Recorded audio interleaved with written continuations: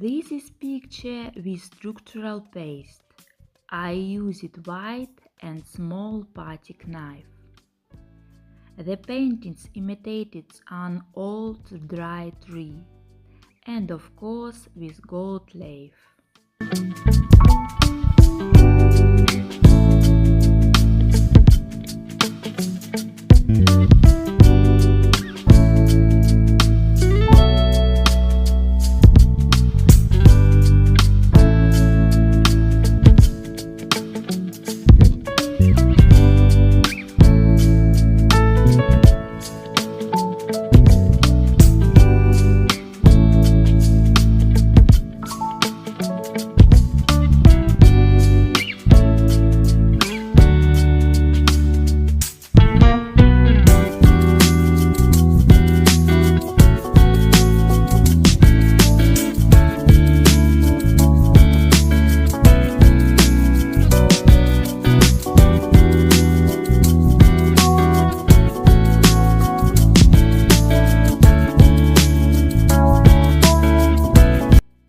This is paintings made in squeegee techniques and structural paste.